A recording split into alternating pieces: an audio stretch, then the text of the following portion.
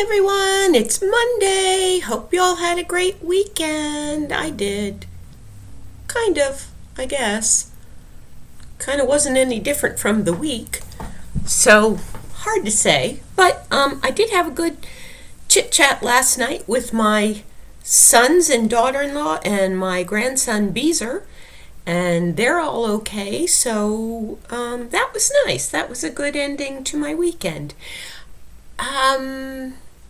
Today is Monday, as I said, so let's sing a little song. Ready? Are you ready? Days of the week, days of the week, days of the week, days of the week, days of the week. There's Sunday and there's Monday, there's Tuesday and there's Wednesday, there's Thursday and there's Friday, and then there's Saturday. Days of the week, days of the week, days of the week, days of the week, days of the week. Oops. There's Sunday and there's Monday, there's Tuesday and there's Wednesday, there's Thursday and there's Friday, and then there's Saturday. Days of the week, days of the week, days of the week, days of the week, days of the week. So technically, if we go by that, Sunday, Monday, today is the second day of the week. Our number today is 27. And a 20 is a 2 around and back on a railroad track, 2, 2, 2, and a 7 across the sky and down from heaven. My favorite one to make, 27. But we in our class all know that it's not really a 2 and a 7, it's a 20 and a 7, or 2 10s and a 7. So it looks like we need to add some dots here. We've got 1, 2, 3, 4, 5, 6, 7, 8, 9, 10. 10.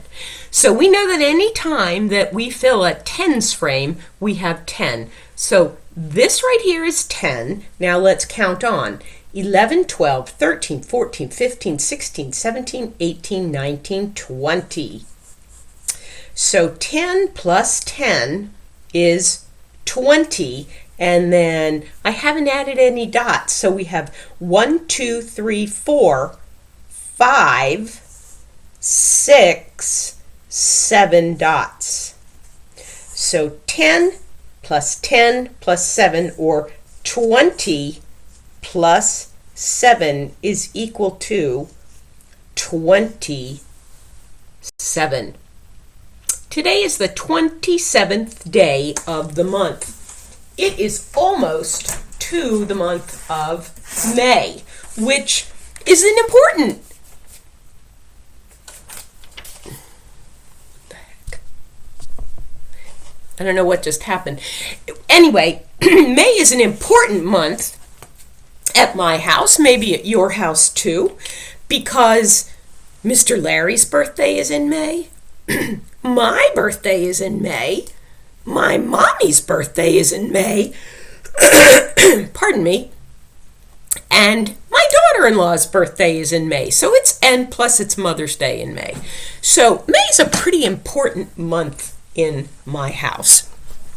So I'm kind of looking forward to it. It's also an important month because usually around the middle of May is a good time to put vegetable plants out. Although I am going to go out today and I'm going to plant some spinach and some lettuce because those are what we call cold weather plants. But I still can't put my tomatoes in yet. It's still too early for tomatoes.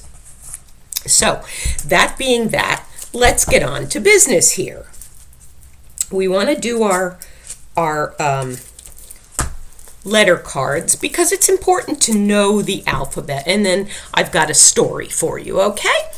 Let's go. Phone, F, P-H, phone, F, P-H, chair, Ch, C-H, chef, Sh, C-H. Also goes for Charlotte.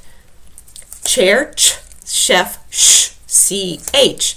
Mother, V, T-H, thimble, Th, T-H. Remember, stick out your tongue. Mother, V, thimble, Th, T-H. Well, that's interesting, isn't it?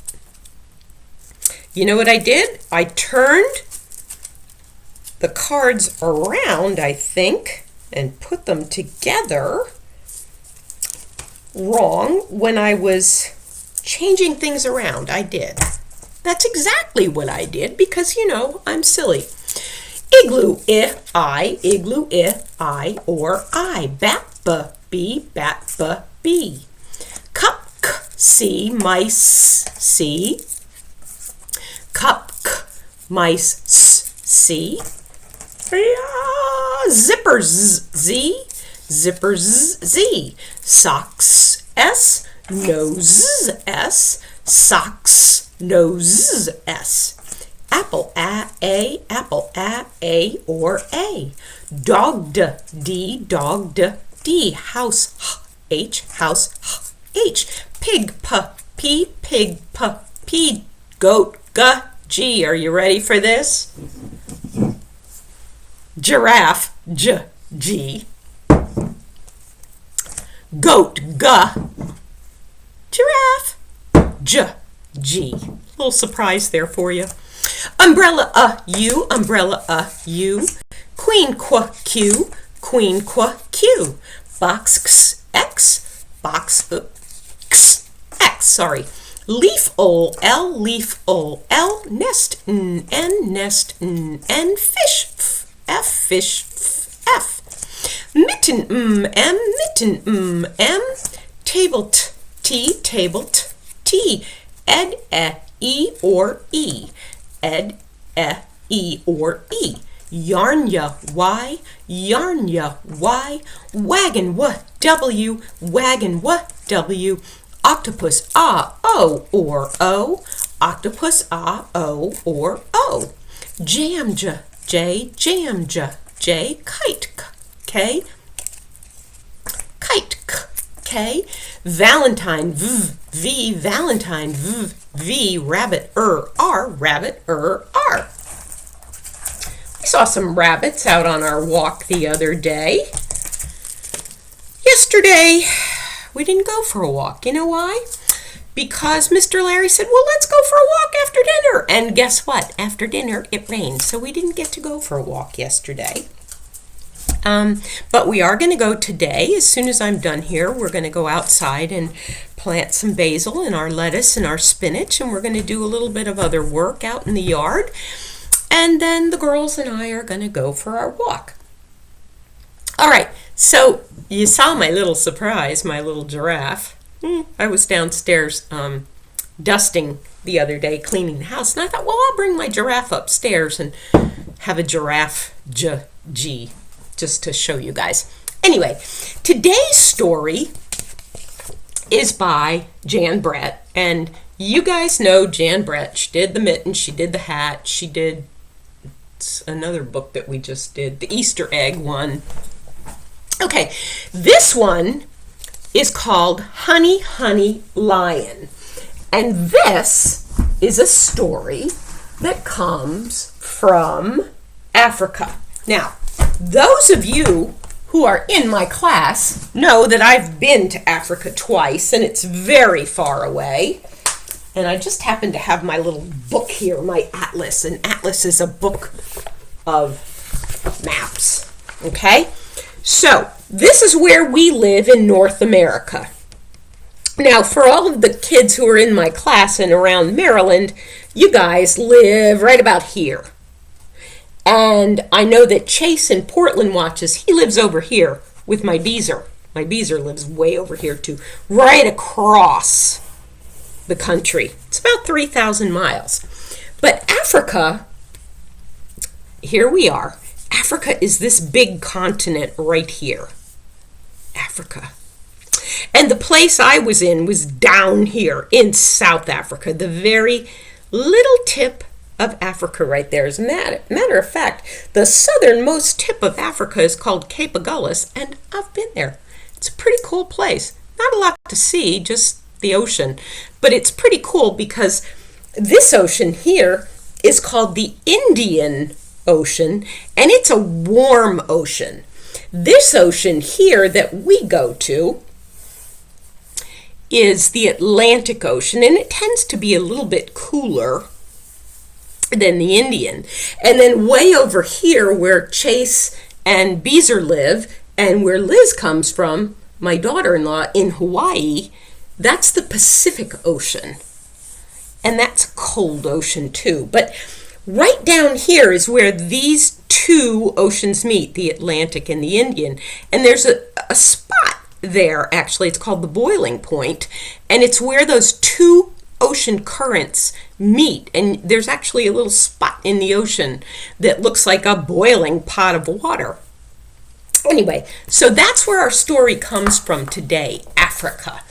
And there are some different animals in Africa, one of them being the giraffe, another one being the zebra. We don't have zebras here except for ones that were brought over here. Different kinds of snakes. We don't have black mambas or, what's that other kind I saw? Puff adder. We don't have those here. But we have different things too. We have rattlesnakes, and in Africa there's no such thing as a raccoon. Unless they have been brought there.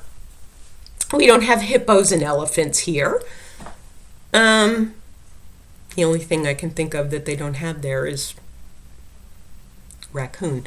They do have different kinds of cows and stuff, and chickens they have, and all that kind of good stuff. But anyway, so our story today is called Honey, Honey, Lion. Now, we're going to find out, I want to just zoom in on that picture a little bit. I know it's dark. The story is about this bird and this animal here that's called a honey badger. And you're going to see other animals such as giraffes who feed on trees in the story. And in this, you might see some different kind of trees that we don't have here. But that's okay. We can read about them and learn about them. There's some intricate beadwork here. The African natives, the Zulus and the Xhosa, are very gifted when it comes to making things. So here we go with the start of the story. In Africa, the honey guide, this is the honey guide, the little bird. Let's see, let me get that in the best light for you. The honey guide and the honey badger are partners when it comes to honey. That means they work together. The little bird follows a bee to its hive, and then she leads the honey badger there to break it open with its big, strong claws. And together they share the sweetness of the honey. And that's the way it has always been. I love honey. Honey is really, really good. I love it, especially on peanut butter and honey sandwiches or in my tea.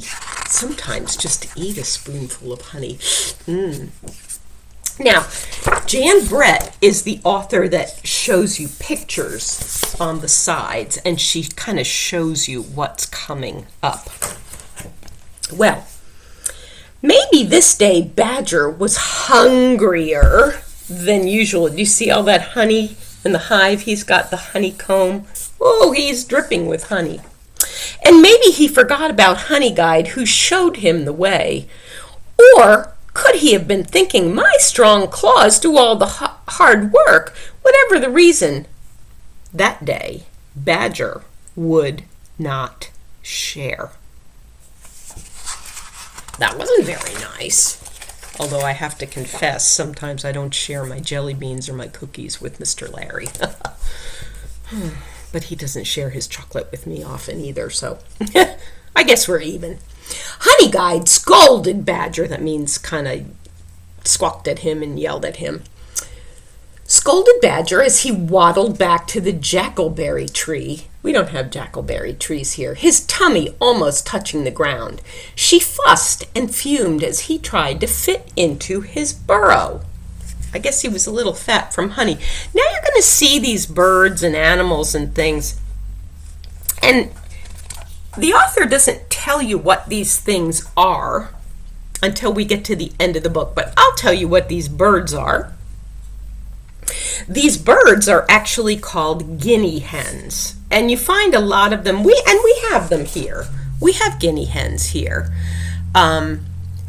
But there you find them all over the place. And so I went downstairs before I started reading today, and I collected some things that I brought back from Africa. One is this, and it's made out of some kind of a shell. Not a shell, a nut. Some sort of a nut. But this is an example of some African artwork, and it is a guinea hen, a guinea fowl. And guinea hens like to eat things like ants and termites and, yummy, tasty things like that. And this picture, pardon me, is a picture of a guinea hen from Africa. And this part of it, this fuzzy looking stuff right here, and this is actually a feather from a guinea hen. So it's got spots on it. Not like a cheetah or a leopard, but, little spots on it. It's kind of blackish in color, dark gray. Okay, so that's a guinea hen. All right, we'll go on. Let's see who's going to come next right there.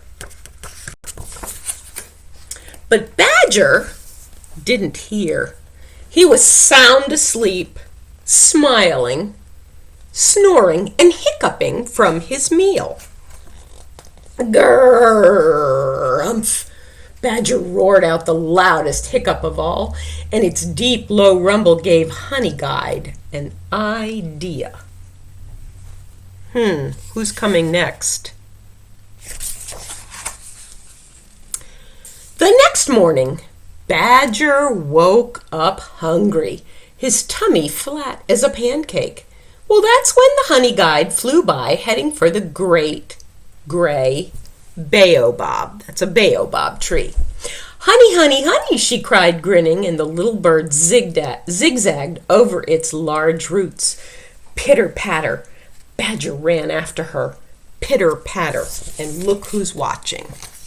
Can you see there? The elephants. And these, by the way, are guinea hen feathers. This particular page is decorated in guinea hen feathers. And let's see who's going to come next. I don't know if you can see down there who that is, but we'll look here. There we go. And there they are. Honeyguide flew low across the waterhole. Badger paddled after her. Splish, splash. I didn't know that badgers could swim. I guess you learn something new every day. Honeyguide glided to the top of a termite mound and bounded off on one foot. This is a termite mound. Badger scrambled to the top and bounced off. Look who's here. Do you know who that is? I do. They're funny to watch. The way they run around like little pigs. They're cute. And we'll see who's coming next. I don't know, you can barely see that. I think I moved my setup here so you can't see as well. All right. Honeyguide landed on a hollow log, and it echoed as she stomped along. Boom, boom. Badger hurried to catch up. Boom, boom. Do you know who that is? Nasty animals. Nasty nasties. They are. Next, Honeyguide flitted through a stand of papyrus. Tall, dry reeds waved back and forth. Clickety-click, Badger traipsed along, muttering, "Where is that honey?" The papyrus rattled as he went by. What a pretty bird that is. It almost looks like flowers, but it's not. It's a little bird. Black and red. And look who's coming next. Bet you know who that is. Honeyguide led him through a field of bristle grass. Swish, swish. Badger huffed and puffed, but thought of the delicious meal waiting for him. that kept him going. Swish, swish. By now, Badger was tired, wet, itchy, and sore. But he didn't slow down because Honeyguide was just ahead of him.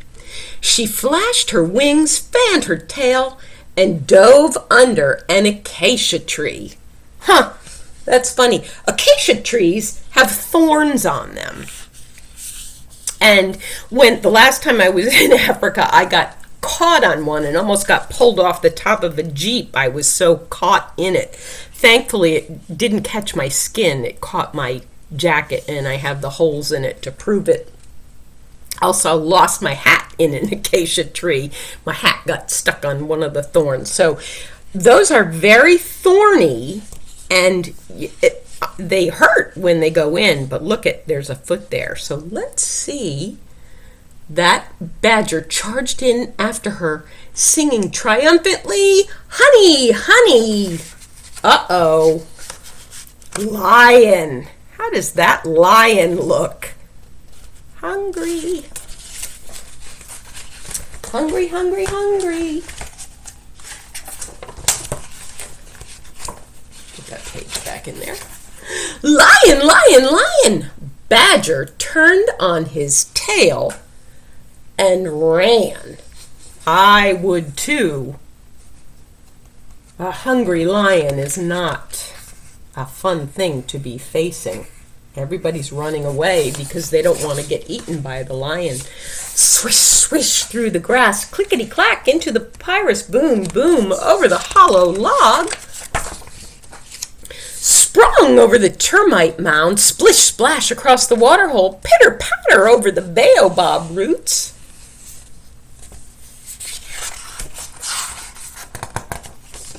Badger dashed into his burrow. Honeyguide cheered. In a flash, Badger was as far from the entrance as he could be, and right behind him was the lion's huge paw, batting the air, but he could not reach him. And that's the closest any animal could be to an angry lion and live to tell the tale.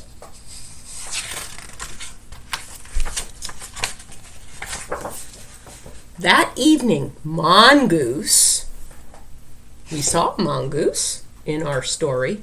Mongoose squeaked to Elephant, who trumpeted to Hippo, who bellowed to Warthog. I don't see Warthog is here. That's that little pig-like animal with the horns. Who squealed to Bishop Bird, that little red and black bird that we saw. I can't seem to get the angle right here. Who piped to Hyena, who whooped to Zebra, who snorted to Giraffe, who was overheard by Guinea Hen, who bugled it far and wide. It was the Bush Telegraph, and it said, "If Honeyguide leads you to a beehive, be sure to reward her, or next time she will lead you to a lion." Ooh, careful about that. So remember this. Always remember to say thank you. That's a good thing to do, especially if you're working with a friend or a family member, mom or dad or grandma or grandpa or aunt and uncle. You know, they do a lot of things for us, as you guys do for them. So just remember to say thank you, okay? I will see you on Tuesday. By the way, tomorrow, Tuesday, April 28th, is Aurora's birthday. So send her a message if you haven't sent her a card, okay? I'll see you all tomorrow. Love to you all. Bye.